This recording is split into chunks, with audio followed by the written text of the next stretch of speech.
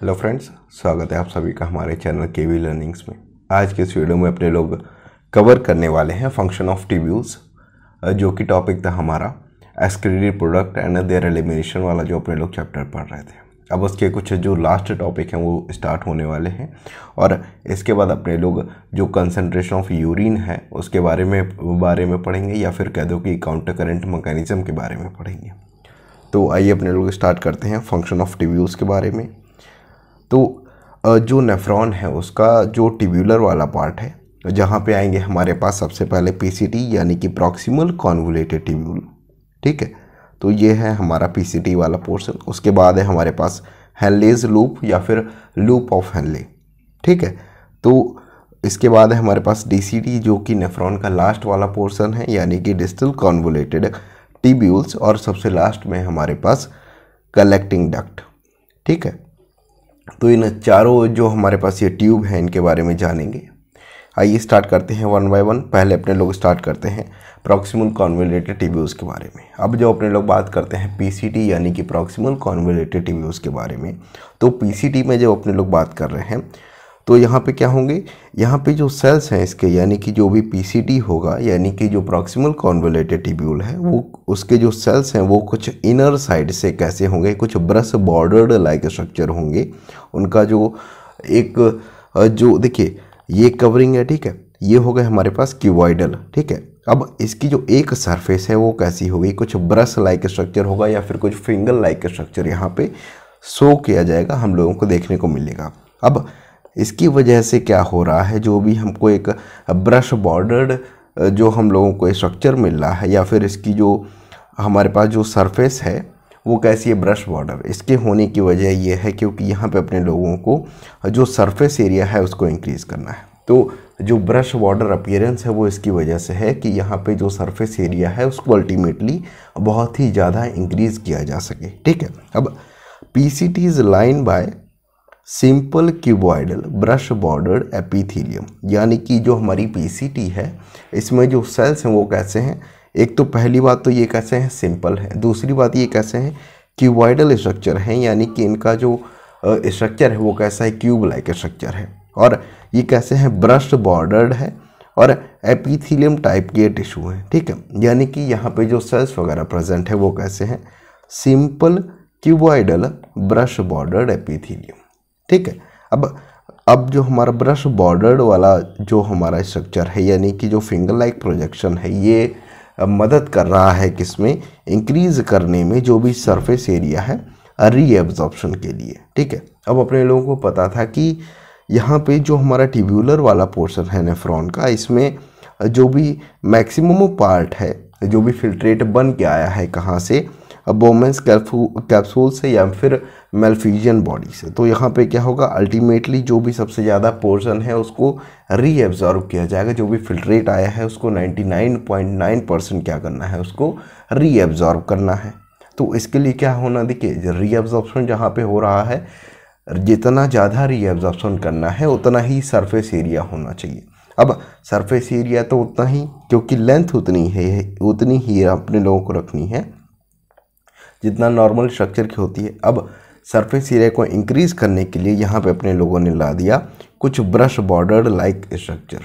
ठीक है, तो ये कैसा हो गया, हमारे पास ब्रश बॉर्डर्ड एपिथेलियम हो गई। ठीक है, अब क्या है, nearly all the essential nutrients, यानी कि जो भी एसेंशियल न्यूट्रिएंट्स वगैरह हैं जो यहाँ पे फ्लूइड आया है, इसके पास जो भी फिल्ट्रेट आया है उससे 70 to 80% of the electrolyte and water are reabsorb by this segment. यानी कि देखिए रीअब्जॉर्प्शन कहाँ कहाँ से होगा, कुछ चीज़ें पीसीटी से रीअब्जॉर्ब की जाएंगी, कुछ चीज़ें लूप ऑफ हेनले से एब्जॉर्ब की जाएंगी और कुछ चीज़ें बची हुई डीसीटी और कलेक्टिंग डक्ट से रीअब्जॉर्ब की जाएंगी। लेकिन इनमें जो सबसे बड़ा पोर्शन है जो कि हमारे पास पीसीटी है, तो पीसीटी क्या करेगा, जो सबसे ज़्यादा अमाउंट में जो रीअब्जॉर्प्शन होगा वो कहाँ पे होगा, पीसीटी में। यानी कि टोटल फिल्ट्रेट का 70 to 80% वाला जो पार्ट है वो हमारा यहाँ पे रीअब्जॉर्ब कर लिया जाएगा। बचा हुआ हमारा 20 to 30% वो हमारा लूप ऑफ हेनले, डीसीटी और कलेक्टिंग डक्ट हमारा यहाँ से रीअब्जॉर्ब किया जाएगा। लेकिन फ़िलहाल इतना समझना है कि जो भी एसेंशियल न्यूट्रिएंट्स वगैरह हैं और जो मेजर पोर्शन है रीएब्जॉर्प्शन का वो कहाँ से एब्जॉर्ब किया जाएगा, हमारा पीसीटी यानी कि प्रॉक्सिमल कॉन्वोल्यूटेड ट्यूब्यूल्स वाले पोर्शन से। ठीक है। PCT also help to maintain the pH and ionic balance of the body. अब ये जो हमारा पीसीटी यानी कि प्रॉक्सिमल कॉन्वोल्यूटेड ट्यूब्यूल, तो यहाँ पे देखिए रीएब्जॉर्प्शन करने का यानी कि कुछ चीज़ें अंदर आ रही हैं और कुछ चीज़ें बाहर जा रही, तो जाहिर सी बात है कि पीएच लेवल भी बदल सकता है और बॉडी का जो वहाँ पे जो भी हमारी ऑस्मोटिक कंडीशंस हैं या फिर मान लो कि जो प्रेशर है वो भी घट बढ़ सकता है, तो उसको मेंटेन करने में भी जो पीसीटी है उसको मदद करेगा। ठीक है।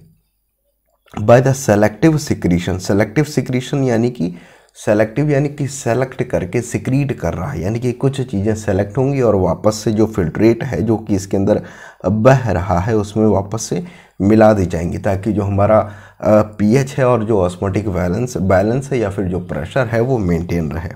जैसे कि हाइड्रोजन आयंस हो गए हमारे पास, अमोनिया हो गया into the filtrate by the absorption of HCO3 minus ions from them. देखिए जो भी यहाँ पे फिल्ट्रेट आ रहा था इसे क्या अपने लोग निकाल लेंगे, HCO3 माइनस निकाल लेंगे यहाँ से। ठीक है। और इसके बदले में देखिए कुछ आ रहा है तो कुछ जाना भी पड़ेगा, यानी कि कुछ हमारे पास आ रहा है और कुछ अपने लोगों को देना भी पड़ेगा ताकि जो बैलेंस है वो मेंटेन रहे। तो HCO3 यहाँ से अपने लोग वापस निकाल रहे हैं। ठीक है। तो HCO3 अपने लोगों ने वापस से निकाल लिया। ठीक है। अब इसमें जो मिलाना है वो क्या होगा हमारे पास, जैसे कि हाइड्रोजन आयंस वगैरह हो गए, अमोनिया हो गया हमारे पास, तो इसे वापस से जो भी फिल्ट्रेट यहाँ से जा रहा है उसमें मिला दिया जाएगा। ठीक है। वो अपना काम हो गया किसका, पीसीटी का। अब अगला है हमारे पास लूप ऑफ हेनले। ठीक है। अब जो अपने लोग बात करते हैं लूप ऑफ हेनले की, तो अपने लोगों को पता है कि यहाँ पे जो लूप ऑफ हेनले है वो कैसा है। देखिए ये पोर्शन है हमारा लूप ऑफ हेनले का यहाँ से यहाँ तक। ठीक है।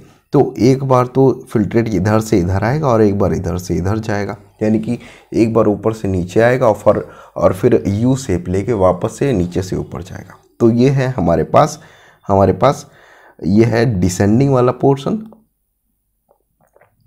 डिसेंडिंग यानी कि जब नीचे आ रहा है, जब कोई चीज़ ऊपर से नीचे आ रही है यानी कि घटते हुए क्रम में आ रही है, ऊपर से नीचे आ रही है, तो ये हमारे पास डिसेंडिंग लूप ऑफ हेनले। ठीक है। Descending loop of Henle. और यहाँ पे क्या हो रहा है, नीचे से ऊपर चीज़ें जा रही हैं, तो ये क्या हमारे पास ascending limb of loop of Henle. ठीक है। तो अपने पास जो लूप ऑफ हेनले है उसको दो पार्ट में डिवाइड किया गया है। एक है हमारे पास डिसेंडिंग यानी कि डिसेंड हो रहा है, नीचे आ रहा है, और एक है हमारे पास असेंडिंग यानी कि नीचे से ऊपर जा रहा है। अब देखिए फिल्ट्रेट आएगा तो ऐसे ही तो आएगा, देखिए पीसीटी में आया, फिर हमारे पास लूप ऑफ हेनले में, फिर यू शेप लेके वापस से ऊपर जा रहा है। ठीक है। अब ये जो है ये पोर्शन है हमारा डिसेंडिंग वाला और ये है हमारा ascending limb of loop of Henley वाला। ठीक है। तो ये तो बात हो गई हमारी लूप ऑफ हेनले की। ठीक है। अब reabsorption is minimum in the ascending limb. अब ये इसका जो असेंडिंग लिम्ब है यानी कि इस वाले पोर्शन की जब अपने लोग बात करें तो यहाँ पे जो मिनिमम होगा क्या, रीएब्जॉर्प्शन जो है मिनिमम होगा किसमें, इसके जो ये असेंडिंग वाला पोर्शन है, यानी कि जब जो फिल्ट्रेट है नीचे से ऊपर की तरफ चल रहा होगा, इस डायरेक्शन में फ्लो हो रहा होगा। However, this region plays a significant role in the maintenance of the high osmolarity of medullary interstitial fluid। अब यहाँ पे क्या है, ये जो रीजन है असेंडिंग वाला, ये हमारा किसमें हमारा एक सिग्निफिकेंट रोल प्ले करेगा, किसमें, मेंटेनेंस ऑफ हाई ऑस्मोलैरिटी, यानी कि जो ऑस्मोटिक लेवल है उसको मेंटेन करने में। अब देखिए लूप ऑफ हेनले में हो सकता है यहाँ पे कुछ चीज़ें ना समझ में आए, वो डिटेल में अपने लोग पढ़ेंगे जब अपने लोग अगली वीडियो में पढ़ेंगे काउंटर करंट मैकेनिज्म। जो हमारा काउंटर करंट मैकेनिज्म है वो ऐसा समझिए कि पूरा का पूरा बेस्ड है हमारा लूप ऑफ हेनले के ऊपर, ज़्यादातर जो है वो लूप ऑफ हेनले के ऊपर बेस्ड है। तो वहाँ पे जब अपने लोग पढ़ेंगे तो ये जो ऑस्मोलैरिटी वाला जो कॉन्सेप्ट है ये बहुत अच्छी तरीके से क्लियर हो जाएगा। फिलहाल इतना समझिए। अब देखिए यहाँ पे क्या है, ये तो बात है अपनी ascending limb of loop of Henle की। अब बात हो रही है हमारी descending limb of loop of Henle की। अब जो हमारा descending limb of loop of Henley यानी कि जब फ्लो कहाँ से हो रहा है, हायर लेवल टू लोअर, यानी कि ऊपर से नीचे की तरफ जब फ्लो जा रहा है। तो अब जब अपने लोग बात कर रहे हैं किसकी, descending limb of loop of Henle की, यानी कि बात हो रही है हमारे लूप ऑफ हेनले के इस वाले पोर्शन की। तो यहाँ पे क्या है, जब बात करेंगे descending limb of loop of Henle की, तो ये क्या है कि परमिएबल है किसके, वाटर के लिए। Descending limb of loop of Henle is permeable to water but almost impermeable for electrolyte. देखिए परमिएबल है किसके लिए, वाटर के लिए, यानी कि वाटर अंदर भी आ सकता है और वो बाहर भी जा सकता है, यानी कि जो परमेबिलिटी है वो वाटर के लिए तो है, लेकिन जब वो बात हो रही है इलेक्ट्रोलाइट्स की तो इसके लिए क्या है, इनपरमिएबल है, इसको अंदर या बाहर जाने की परमिशन नहीं देगा। ठीक है, तो जो ascending limb of loop of Henley है इसमें क्या होगा, इलेक्ट्रोलाइट्स वगैरह अंदर या बाहर नहीं जा पाएंगे, यानी कि इनपरमिएबल है, लेकिन वाटर का जो इनटेक या फिर इन या फिर आउट जाना है वो हो पाएगा यहाँ पे। ठीक है, तो अब जब बात करते हैं this concentrate the filtrate at its move down. देखिए यहाँ पे क्या है, परमिएबिलिटी है किसकी, वाटर की। ठीक है, अब परमिएबल है वाटर के लिए, यानी कि यहाँ से जब जो भी फिल्ट्रेट है वो नीचे उतर रहा होगा, जब ऊपर से नीचे जा रहा होगा, तो यहाँ पे क्या होगा, ये जो मूवमेंट हो रहा है इसकी वजह से क्या होगा, जो भी फिल्ट्रेट है वो कैसा हो जाएगा, कंसनट्रेटेड फॉर्म में आ जाएगा। अब इसको अपने लोग डिटेल में पढ़ेंगे जब अपने लोग अगले वीडियो में जो अपने लोग पढ़ेंगे कंसंट्रेशन ऑफ यूरिन के बारे में। ठीक है, अब देखिए क्या है, the ascending limb is impermeable for water. अब बात हो रही है किसकी, असेंडिंग लिम्ब की, यानी कि इस वाले पोर्शन की बात की जा रही है। ठीक है, तो देखिए जो डिसेंडिंग वाला पोर्शन है और जो असेंडिंग वाला पोर्शन है, इन दोनों में क्या है, जस्ट अपोजिट फंक्शनिंग है। अब जब बात हो रही थी डिसेंडिंग वाले में तो इसमें परमिएबल था किसके लिए, वाटर के लिए, और इनपरमिएबल था इलेक्ट्रोलाइट्स के लिए। लेकिन जब बात करेंगे ascending limb of loop of Henley के बारे में तो ये किसके लिए, इनपरमिएबल होगा, वाटर के लिए। इनपरमिएबल यानी कि इसको अंदर या बाहर जाने की परमिशन नहीं देगा। ठीक है, तो इनपरमिएबल है किसके लिए, वाटर के लिए, लेकिन जो परमिएबिलिटी है वो किसके लिए है, इलेक्ट्रोलाइट्स के लिए। एक्टिवली या फिर पैसिवली, जो जिस भी तरीके से जो भी इलेक्ट्रोलाइट्स हैं उनका जो, देखिए इलेक्ट्रोलाइट का ट्रांसपोर्ट किस तरीके से होगा, या तो एक्टिव होगा यानी कि एनर्जी देंगे अपने लोग तब जो ट्रांसपोर्ट है वो होगा, या फिर पैसिव होगा जिसमें कि अपने लोगों को कोई भी एनर्जी की रिक्वायरमेंट नहीं होगी। ठीक है, तो यहाँ पे क्या है, जो असेंडिंग लिम्ब है उसमें क्या है, वाटर के लिए इनपरमिएबल है, लेकिन जो इलेक्ट्रोलाइट्स वगैरह हैं उसके लिए परमिएबल है। तो जस्ट अपोजिट फंक्शन हो गया ascending limb of loop of Henle का और descending limb of loop of Henle का। ठीक है, अब therefore as the concentrated filtrate pass upward it get diluted. देखिए जब बात हो रही थी descending limb of loop of Henle की तो यहाँ पे क्या हो रहा था, जो भी फिल्ट्रेट था वो नीचे आ रहा था, यानी कि यहाँ पे क्या हो रहा था, जैसे जैसे नीचे आता जाएगा वैसे वैसे क्या है कि कंसंट्रेट होता जाएगा। यहाँ तक आते आते क्या हो जाएगा, देखिए दो बातें समझिए, जब नीचे आ रहा है फिल्ट्रेट तो क्या हो रहा है, कंसंट्रेट हो रहा है। ठीक है, और जब फिल्ट्रेट नीचे वापस से ऊपर जाएगा तो क्या हो जाएगा, डाइल्यूट हो जाएगा। ठीक है, अब देखिए as the concentrated fluid pass upward. अब देखिए जो असेंडिंग लिम्ब है उसमें क्या होगा, नीचे से ऊपर जा रहा होगा ना फिल्ट्रेट, तो जब नीचे से ऊपर जा रहा है यानी कि देखिए पहले क्या हो रहा था, कंसंट्रेट हुआ, descending limb of loop of Henley में कंसंट्रेट हो गया, अब जो फ्लो है वो मेंटेन होगा और ऊपर जाएगा। अब ठीक है, तो अब क्या होगा, कंसंट्रेटेड फ्लूइड ऊपर जाते जाते क्या हो जाएगा, डाइल्यूट हो जाएगा, डाइल्यूट होता हुआ ऊपर जाएगा, जैसे जैसे ऊपर जाता जाएगा वैसे वैसे उतना डाइल्यूट होता जाएगा। It gets diluted due to passage of the electrolyte in the medullary fluid. क्योंकि अब देखिए यहाँ पे क्या हो रहा है कि इलेक्ट्रोलाइट्स वगैरह जो असेंडिंग लिम्ब ऑफ लूप में है वो क्या होंगे, फिल्ट्रेट में अंदर जाते रहेंगे। ठीक है, तो इसकी वजह से क्या होगा, जब यहाँ तक पहुँचेगा तो क्या होगा, डाइल्यूट हो चुका होगा। ठीक है, और यहाँ पे क्या होगा, हमारे पास कंसंट्रेटेड होगा। ठीक है, तो यहाँ से जब ऊपर जा रहा होगा तो क्या हो जाएगा, डाइल्यूट हो जाएगा, क्योंकि यहाँ पे क्या है, जो इलेक्ट्रोलाइट्स वगैरह हैं उनको परमिशन मिल गई है इसके अंदर जाने की, फिल्ट्रेट में मिक्स हो जाने की। ठीक है, तो ये तो बात थी अपने लोगों की descending ascending limb of loop of Henley की, और ओवरऑल अपने लोगों ने कवर किया हेनलीज लूप। ठीक है, अब अपने लोग बात करते हैं अगला वाला पोर्शन, जो कि ये वाला पोर्शन है अपना, इसे अपने लोग क्या बोलते हैं, डीसीटी यानी कि डिस्टल कॉन्वोलेटेड ट्यूब्यूल। ठीक है, अब इसकी बात करते हैं। जब वो बात कर रहे हैं अपने लोग डीसीटी की यानी कि डिस्टल कॉन्वोलेटेड ट्यूब्यूल की, तो यहाँ पे क्या होगा, कंडीशनल रीएब्जॉर्प्शन है। देखिए कंडीशनल रीएब्जॉर्प्शन यानी कि ये कंडीशन पे डिपेंड कर रहा है कि रीएब्जॉर्प्शन होगा या फिर नहीं होगा। तो क्या होगा अपने पास, कंडीशनल रीएब्जॉर्प्शन होगा, जैसे कि सोडियम आयंस वगैरह हो गए या फिर वाटर हो गया। ठीक है, तो क्या है, एक कंडीशन है, जैसा जैसा उसको इन्वायरमेंट मिलेगा या फिर जिस तरीके से ज़रूरत होगी उस तरीके से क्या होगा, रीएब्जॉर्प्शन हो भी सकता है और नहीं भी हो सकता है। ठीक है, take place in this segment. ठीक है, तो डीसीटी में मेन बात क्या है कि जो ये क्या है, कंडीशनल रीअब्जॉर्प्शन कर रहा है सोडियम आयंस का या फिर वाटर का। ठीक है, दूसरी बात क्या है, DC is also capable of reabsorption of HCO and selective secretion of hydrogen and potassium ions. देखिए बात वही है कि जो भी कंडीशन बन रही है, कुछ सेलेक्टिव रीअब्जॉर्प्शन होगा, यानी कि कुछ चीज़ें बाहर आएंगी लेकिन उनको सेलेक्ट करके अंदर लाया जा रहा है। तो जो भी चीज़ें हैं अंदर या बाहर जो भी जा रही है उनको एक सेलेक्ट करके बाहर भेजा जाएगा, यानी कि यहाँ पे क्या होगा, एक सेलेक्टिव रीअब्जॉर्प्शन होगा।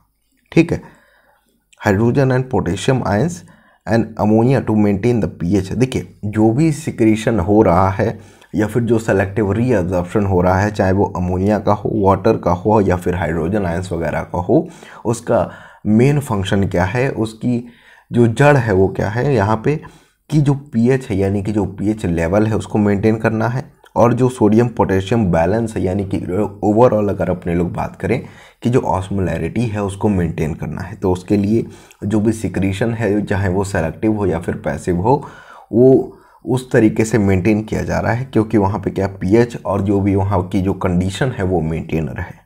ठीक है, तो इतना समझिए कि जब डीसीटी की बात हो रही है तो यहाँ पे क्या होगा, हमारे पास कंडीशनल रीअब्जॉर्प्शन है या फिर बोल दो कि सेलेक्टिव रीअब्जॉर्प्शन है। सेलेक्टिव रीअब्जॉर्प्शन यानी कि कुछ चीज़ें सेलेक्ट कर ली जाएंगी और इनको क्या कर लेना है, रीअब्जॉर्ब कर लेना है, बाकी को हटा देना है, उनको रीअब्जॉर्ब नहीं किया जाएगा। ठीक है, अब मेन फंक्शन क्या है, पीएच मेंटेन करना और ऑस्मोटिक बैलेंस यानी कि जो भी प्रेशर डिफरेंस क्रिएट हो रहा है उसको बैलेंस करना, उसको मेंटेन करके रखना। ठीक है, अब ये तो बात थी अपनी डीसीटी के बारे में। देखिए अभी क्या है, अपने लोग थोड़ा थोड़ा पोर्शन उठा रहे हैं, इसको अपने लोग डिटेल में कवर कर लेंगे अगली वाली वीडियो में। ठीक है, तो अभी ये जो मेन पॉइंट है वो कवर कर लेते हैं।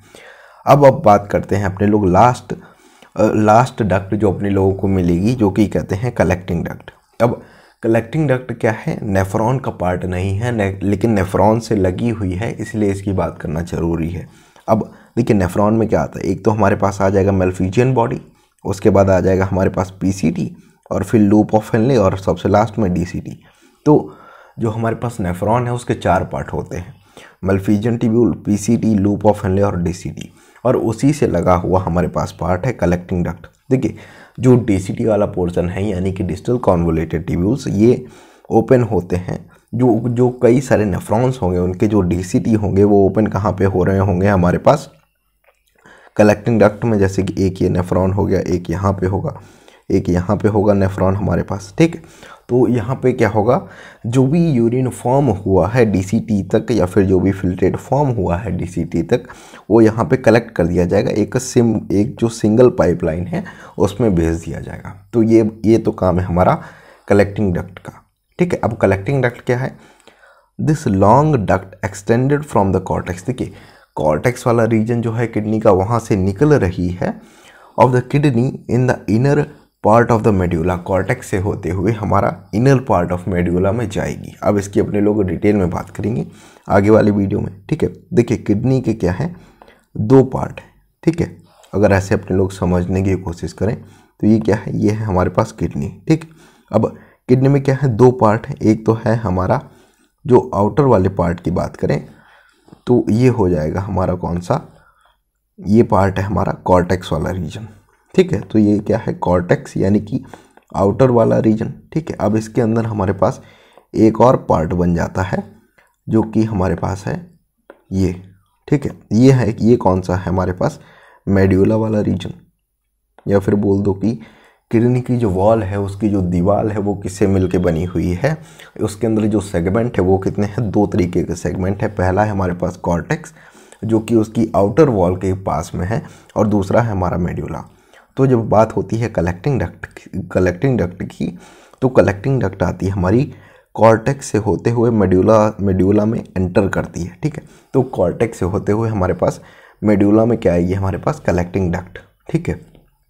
अब देखिए क्या है, large amount of water could be reabsorb from this region to produce a concentrated urine. देखिए अभी तक क्या हो रहा था, जो भी वाटर था वो रीअब्जॉर्ब किया जा रहा था, यहाँ तक जो भी है रीअब्जॉर्प्शन हो गया। अब जो फाइनल रीअब्जॉर्प्शन है कि क्या करना है, यूरिन को और भी ज़्यादा कंसंट्रेट करना है, तो उसके लिए अपने लोगों को क्या करना पड़ेगा, जो भी रीअब्जॉर्प्शन है उसको, जो भी वाटर वगैरह है या फिर जो भी सब्सटेंस बच गए हैं उनको अब फाइनली और उसको यूरिन को डाइल्यूट करेंगे और उसको रीअब्जॉर्ब कर लिया जाएगा वाटर, जैसे कि कहाँ पे अपने पास कलेक्टिंग डक्ट में। तो कलेक्टिंग डक्ट में क्या हो रहा है कि वाटर का जो फाइनली रीअब्जॉर्प्शन है यूरिन को और डाइल्यूट करने के लिए, देखिए यहाँ पे अपने लोग जब बात कर रहे थे पीसीटी वगैरह में, तो यहाँ पे भी तो वाटर का रीअब्जॉर्प्शन वगैरह हो रहा था। तो कम करते करते वाटर का अब जो फाइनली देखिए यहाँ पे जो फिल्ट्रेट आया होगा वो क्या होगा हमारे पास, उसमें बहुत कम वाटर होगा, ठीक है। अब जो बहुत कम वाटर है उसमें से भी जो वाटर रिमूव कर लिया जाएगा तो वो बहुत ही क्या हो जाएगा, कंसनट्रेटेड फॉर्म में आ जाएगा, यूरिन और भी कंसनट्रेटेड हो जाएगी, ठीक है।